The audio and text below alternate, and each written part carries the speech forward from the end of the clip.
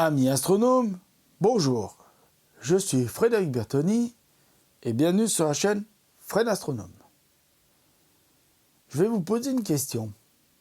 Alors, je ne vais pas vous demander d'y répondre, mais je vais vous poser une question. Ou vous pouvez me répondre quand même sur les commentaires, mais je vais vous poser une question. Est-ce que vous vous êtes déjà demandé pourquoi le temps file toujours dans le même sens? Alors, c'est un peu vulgaire de dire filer, mais coule toujours dans le même sens. Pourquoi? Sachez qu'il y a des scientifiques qui se posent la question. Il y a des scientifiques, comme Brian Greene, qui se posent la question pourquoi le temps coule toujours dans le même sens. Alors, dans le sens passé, présent, futur. Passé, présent, futur. C'est toujours dans ce sens-là. Passé, présent, futur. Pourquoi?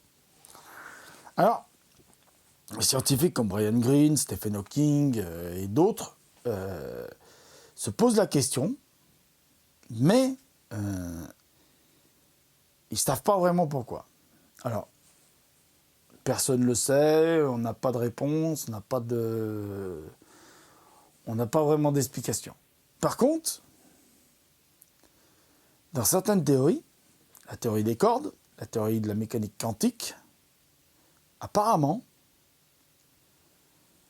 soit le temps, donc dans l'infiniment petit on parle là, soit le temps n'existe pas du tout, ou alors il coule dans le même sens, passé, présent, futur, ou futur, présent, passé.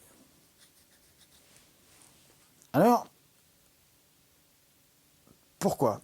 Ça, on ne sait pas vraiment. On n'arrive pas vraiment à répondre à cette question. Parce que ce serait bien. Je vous donne des exemples pourquoi ce serait bien si dans le monde qu'on vit, nous, le macrocosmos, donc le monde de l'infiniment grand, ce serait bien si le temps pouvait revenir en arrière. Parce qu'imaginez, vous êtes dans la cuisine, votre maman, votre mère, votre tata, votre grand-mère, je sais pas, n'importe qui de votre famille, a posé un joli vase. Et puis vous arrivez, vous êtes en train de faire le fou, la folle, avec votre frère, votre soeur, votre chien, votre animal de compagnie, le chat. Et vlan, le vase tombe et se brise. Donc décomposons l'histoire du vase qui tombe et qui se brise. L'histoire du vase avec le temps, c'est que le vase s'est bousculé, il vacille, et il chute, il arrive sur le carrelage, il se fracasse en milliers de morceaux, et ça s'arrête là l'histoire. Ça, c'est l'histoire dans notre monde à nous, dans le monde dans lequel on peut interagir, nous. Dans le monde quantique, l'histoire pourrait être celle-ci. Le vase vacille, enfin est bousculé, vacille, chute, tombe sur le carrelage, il se brise en mille morceaux, et au bout de quelques temps, on ne sait pas pourquoi, tout revient en arrière. Tac, comme si, vous avez certainement dû le faire, vous regardez un film dans le sens inverse. Là, ce serait exactement pareil. Hop, vous voyez le film du vase revenir en sens inverse. Et hop, il remonte sur la table et il est dans son intégralité. Donc ça, c'est des choses qu'on arrive à voir dans des équations de la mécanique quantique ou de la théorie des cordes et qu'on n'arrive pas vraiment à expliquer d'où vient le phénomène. Pourquoi dans l'infiniment petit, le vase arriverait à se reconstruire et à revenir à son intégrité et à son point de départ, et donc il ne se serait rien passé. Et là, vous ne prendriez pas la grande tarte que votre mère ou votre père vous mettrait, ou que la grand-mère, la tata, machin, patati patata, ou la punition vous prendrez réveiller. Ce serait cool. Mais dans la réalité, c'est pas comme ça. Le vase, il tombe, il se casse, et terminé. Vous allez prendre votre tarte, votre punition. Ça, vous pouvez rien y faire. Hein. C'est comme ça. Hein. Donc ça, on ne sait pas vraiment. Pourquoi? On ne sait pas quel phénomène amène à ce que dans nous, si on fait tomber un truc, ça se casse, c'est terminé, c'est cassé. Débrouille-toi, c'est cassé, c'est cassé. On peut rien pour toi, mon gars. C'est cassé, c'est cassé. Donc ça, on ne sait pas vraiment l'expliquer. Du pourquoi, du comment, du comment ça se fait. Même les scientifiques se posent des questions. Alors moi, je vous en parle parce que ça m'intrigue aussi. J'aimerais avoir la réponse. En fait, dans notre monde, le temps n'est pas tout seul dans notre monde. Vous le savez, il est lié à l'espace. Donc c'est le temps, c'est l'espace-temps. Donc ce fameux temps qui s'écoule avec l'espace-temps, dans notre monde, s'il s'écoule Alors, on a l'explication que dans notre monde à nous, dans le monde de l'infiniment grand, on a l'explication de pourquoi ça passe du passé au présent au futur. Eh bien, c'est dû au mouvement. Oui, dû au mouvement. Parce que l'univers tout entier et tout ce qu'il contient, les planètes, les galaxies, les étoiles, enfin tout, est en perpétuel mouvement. Et donc, du moment qu'il y a du mouvement, eh ben, le temps s'écoule du passé, présent, futur. Alors vous êtes en train de vous dire, mais qu'est-ce que Frédéric nous raconte là? Parce que, admettons là, je vous dis, je suis en train de voyager du passé au présent et au futur, mais je ne bouge pas.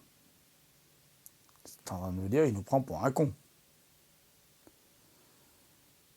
À quelque part, vous n'auriez pas tort, mais quand même un peu. Parce qu'en réalité, là, même si je ne bouge pas du tout, hein, je continue à vous parler, mais je ne bouge pas. Et bien, je suis quand même en mouvement. Oui, la Terre, elle tourne sur elle-même. Donc là, on est en train de faire la toupie, nous. Hein. Mais en même temps, la Terre se déplace autour du Soleil. Donc là, en ce moment, on est en mouvement. On bouge, on voyage. Donc, le temps s'écoule bien, l'espace-temps, et le temps de l'espace-temps s'écoule bien parce qu'on est en mouvement. Et en mouvement perpétuel, parce que depuis des milliards d'années, la planète, elle tourne autour du Soleil, elle tourne sur elle-même, puis il y a la Lune qui tourne autour de nous. Et le Soleil, il n'est pas fixe, lui, sur sa sphère, là, sur son truc, là, sur son axe. Il tourne aussi sur lui-même. Il oscille même légèrement, parce que comme il y a la gravité qui est... les planètes, tout le reste du système solaire qui fait une force de gravité qui attire le Soleil, donc et le Soleil qui attire le reste, donc il y a quand même un petit mouvement d'oscillation. Hein. Les planètes, toutes les planètes, tout ce qu'il y a dans le système solaire oscille à cause de la force de gravité du Soleil, mais le Soleil oscille avec la force de gravité du reste du système solaire. Donc, c'est le perpétuel mouvement. Et vous dites, mais la galaxie aussi, elle tourne sur elle-même. Le Soleil, lui, il tourne autour du centre de la galaxie. Mais toute la galaxie tourne sur elle-même. Et tout l'amas de galaxies dans lequel se trouve notre galaxie tourne sur elle-même. Tourne sur lui-même. Et donc, les amas d'amas tournent sur eux-mêmes.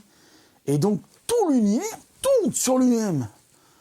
Et si un jour ce mouvement perpétuel de tout arrête,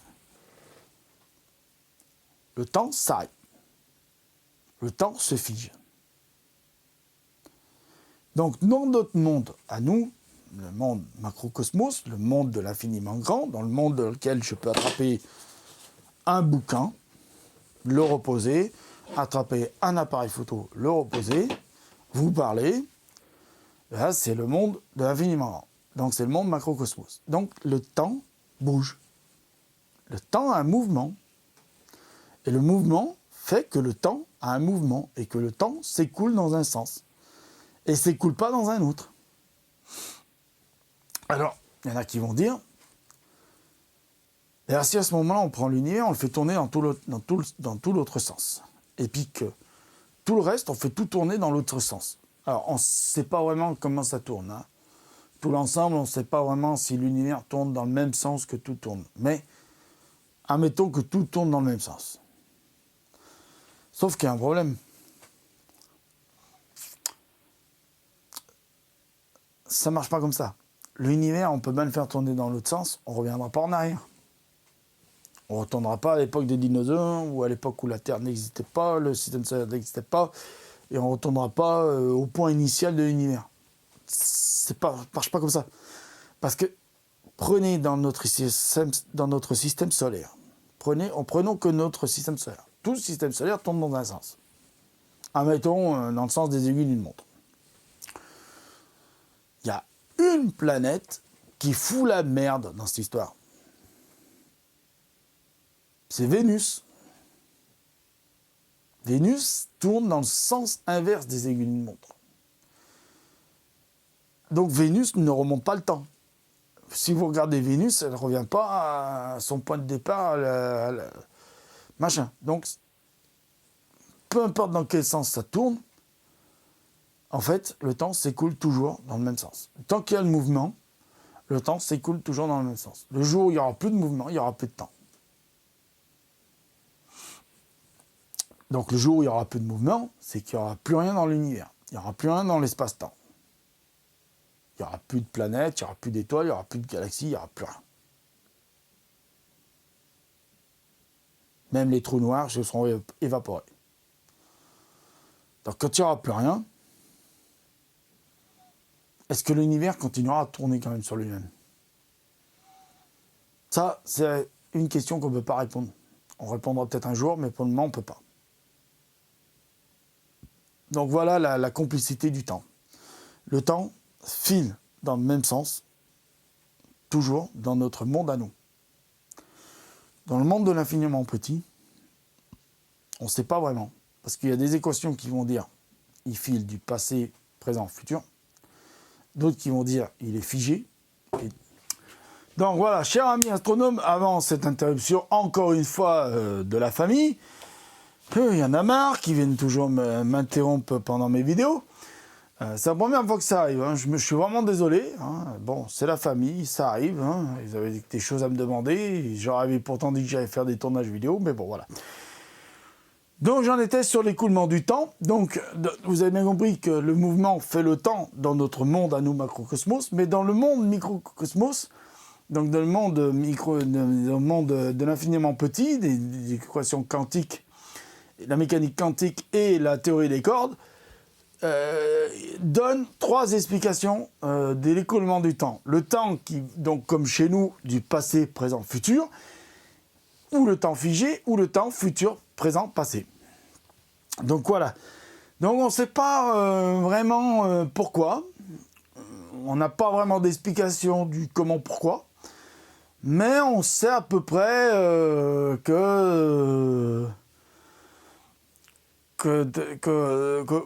qu'en fait, les trois temps dans l'infiniment petit sont vrais, sont réels. C'est vraiment comme ça que ça se passe. C'est où vous pouvez faire les équations du temps, si bien en théorie des cordes qu'en mécanique quantique.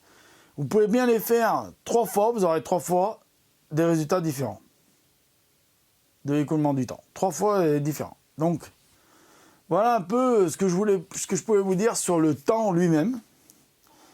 Alors, le temps que je vous parle là, ça n'a rien à voir avec le temps universel, ou le temps qui s'écoule sur nos montres, ou sur les téléphones portables, ou le temps là que la vidéo tourne et s'écoule. C'est, comment dire, on est sur une question de... En fait, c'est même presque une question de pensée. C'est une... je ne vais pas dire de philosophie, même si on peut philosopher là-dessus, c'est surtout une expérience de pensée. Penser pourquoi le temps s'écoule toujours du passé, présent, futur. C'est dû au mouvement pour nous. Hein, on est en mouvement perpétuel, même si ça ne se voit pas là que je suis fixe comme ça, je ne bouge pas. J'arrête de parler, disons, pendant 2 secondes. Eh bien, je me déplaçais quand même dans le temps. Faut bien comprendre, c'est ça les expériences de pensée. Les expériences de pensée, ben, le temps, ça fait partie, quand on se pose des questions, pourquoi le temps s'écoule de telle façon, c'est parce que on a une expérience de pensée et on arrive à trouver des réponses. La réponse, c'est parce que la naissance de l'univers a engendré un mouvement. Donc il faut bien comprendre que s'il y a un mouvement, il y a du temps. S'il n'y a pas de mouvement, il n'y a pas de temps. Le temps n'existe pas sans le mouvement. Il faut bien comprendre la chose. Donc, Albert Einstein, lui, a dit l'espace et le temps ne peuvent pas exister sans l'un et l'autre. Et aujourd'hui, les scientifiques seraient tendres à dire l'espace-temps ne peut pas exister sans mouvement. Voilà la chose à laquelle on arrive à penser aujourd'hui. L'espace-temps, donc le contenant qui contient la matière, qui forme tout l'univers, ne peut pas exister sans le mouvement. Donc, sans mouvement, pas d'univers. Pas d'univers, pas de mouvement.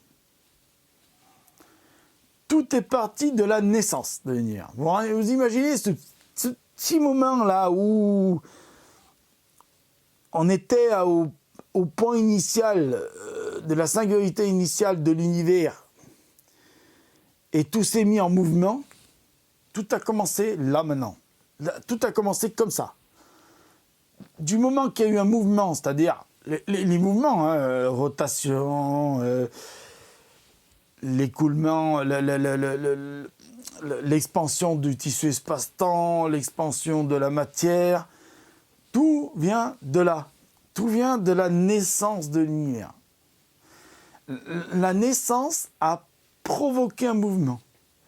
C'est cette vieille phrase, cette vieille formule que les physiciens, les astrophysiciens et tous les scientifiques amenés à étudier l'astronomie adorent et que j'adore moi.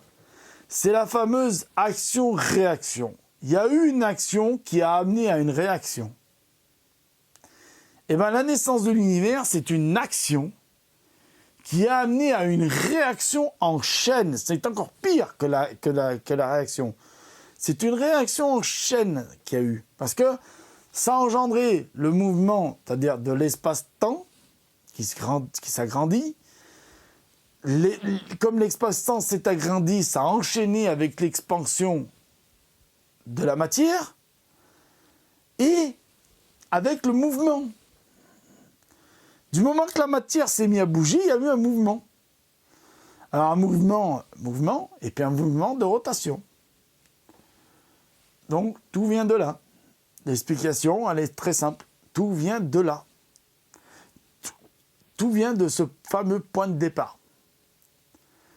Donc, on ne sait pas beaucoup de choses sur ce qu'il y avait avant l'univers, mais il y a une chose qui est sûre, c'est qu'avant l'univers, dans cette singularité initiale, on pense que tout devait être figé. Alors, les mouvements et tout ça, on ne parle pas des particules qu'il y avait à l'intérieur qui bougeaient, qui se frottaient, qui se mélangeaient, qui s'annihilaient, particules, antiparticules, qui se rencontraient, qui s'annihilaient. C'est pas ça qu'on est en train de dire, ce que je suis en train de dire, que je vous explique, et que les scientifiques vous expliquent. C'est pas ça. C'est que le temps, à ce moment-là, ne pouvait pas exister, puisque c'est pas parce qu'il y a des particules qui bougeaient, qui se frottaient, que dans cette espèce de soupe primitive, il y avait des actions, réactions, des fusions, des diffusions, des annihilations qui avaient du temps. En fait, le temps à proprement parler que nous on connaît n'existait pas sous cette forme-là. Il pouvait y avoir une sorte de temps, mais pas celui-là. Pas le temps qu'on connaît nous. Voilà. Donc ça, ce sera le sujet d'une prochaine vidéo. Qu'est-ce qui se passait à l'intérieur de la singularité initiale? Ça, je ne vais pas dire que je vais répondre à la question dans une prochaine vidéo, mais j'essaierai certainement d'y répondre. Voilà, avec bien sûr l'aide des scientifiques que je vais aller voir sur les bouquins, les machins, tout ça et tout ça. Attention, hein, c'est pas moi qui vais vous inventer une nouvelle théorie. Hein. Je ne suis pas théoricien hein, et je ne suis pas assez calé scientifiquement pour inventer une théorie. Voilà. Même s'il y en a qui m'ont dit un jour, alors c'est pas écrit dans les commentaires, mais je les ai vus de visu comme ça. Quand ils ont vu la vidéo des 2 expansions, ils m'ont dit c'est une théorie que tu as inventée. J'ai dit non. D'abord, c'est même pas une théorie, c'est une hypothèse. Une théorie, c'est quand on est sûr que l'hypothèse, elle est juste. Ou qu'elle est fausse. À ce moment-là, on dit que c'est une théorie fausse, quoi. Erronée. Voilà, je cherchais le mot erroné. Donc, voilà. Donc, je ne vais pas faire plus long, parce qu'il y a eu beaucoup d'interruptions, machin, patati patala. Et j'ai prévu d'autres vidéos. Donc, je pense qu'aujourd'hui, je ne sais pas trop quelle heure il est. Mais je pense que je vais arrêter le tournage pour là aujourd'hui de toutes les vidéos que j'ai faites aujourd'hui. J'essaie de voir quelle heure il est. Oula, oui, déjà tard. Donc, je vais essayer de m'arrêter là pour toutes ces vidéos parlées, là, que je fais devant la caméra.